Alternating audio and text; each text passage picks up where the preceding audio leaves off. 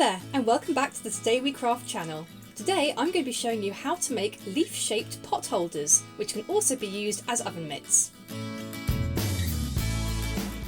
You will need 3 pieces of insulated wadding, 12 inches by 12 inches.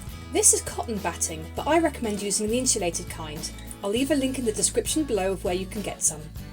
You'll also need 3 pieces of cotton, also 12 inches by 12 inches, and 14 strips of cotton, each 14 inches by 2 inches. I'm using 2 different colours, but you can use as many or as few as you like, so long as you have 14 in total. You're also going to need a pair of sewing scissors and a pen. You can download the template for this project from our website. I'll leave a link in the description below. Start off by taking 2 of your strips of cotton and placing them right sides facing each other. Machine or hand sew down one side, leaving a 1/4 inch seam allowance.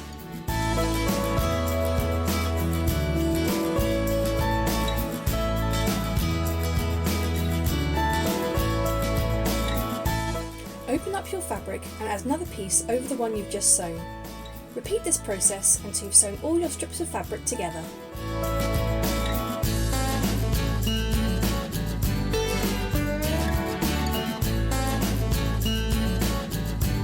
Give your fabric a really good press to make sure that all of your seams lie flat.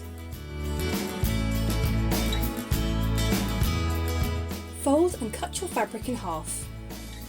If you want your leaves to be offset, then lift your fabric and make sure that the seam sits halfway across the fabric on the underside, like shown. Take your template and fold in half along the central line. These lines here indicate the veins of your leaf. Turn your template sideways so that these lines correspond with one of the seams. Make sure that when you're placing your template, you're covering both the top and bottom pieces of fabric. Take a pen and, ensuring that you're at least a 1/4 inch away from the edge, draw a line along the edge of the template. Then sew along this line. It's a good idea to put in a few pins first to stop the fabric from moving. Once opened out, it should look like this. Cut off the excess fabric and press the central seam. Place one of the squares of cotton right side down on a table. Then place 2 pieces of cotton wadding on top, and then your strip fabric over the top of that. Pin all the layers together.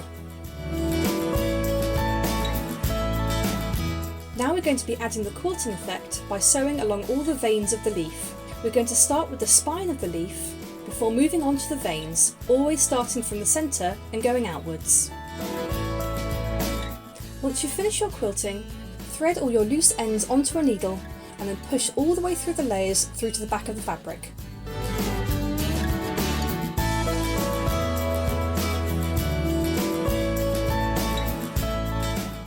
Turn your fabric piece over and tie up all your loose ends with double knots.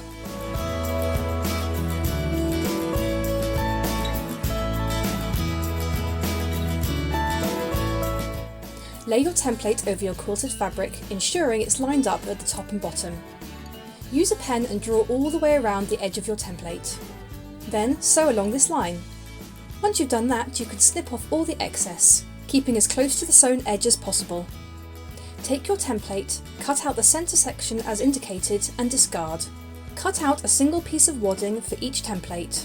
Then, folding a piece of cotton in half, line up the templates, making sure that the fold line is on the folded edge of the fabric. Draw around and cut out. Repeat this with the other template. Place both pieces right side down, and then sandwich the piece of wadding in between them, before sewing to secure with a 1/4 inch seam allowance. Lay these pieces on the reverse of your quilted pot holder and pin to secure.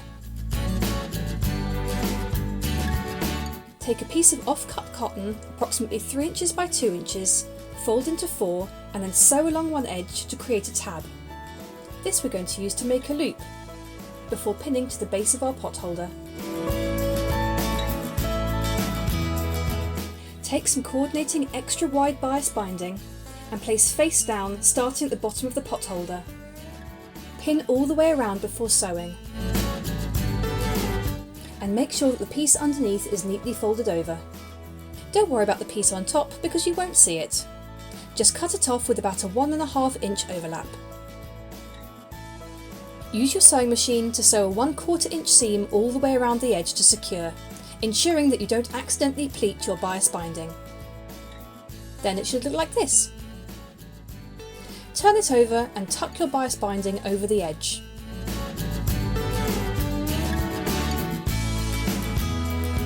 Fold the bias binding over itself and use a couple of pins to secure. Thread a needle with corresponding thread. I've used white here because it's easier to see, but I recommend using a colour that's more similar to your project.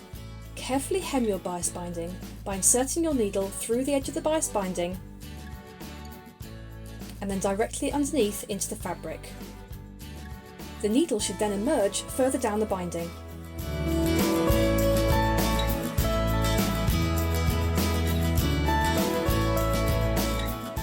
Thank you so much for watching. I hope you really enjoyed the video. If you have an idea for the project that you'd like us to show you how to make next, leave it in the comments below. I can make all sorts of things, but I can't make this channel grow without your help. Don't forget to hit that subscribe button and the little notification bell to find out when we release new videos. It doesn't cost you a penny, but it really helps out the channel and makes my mum so proud. See you next time!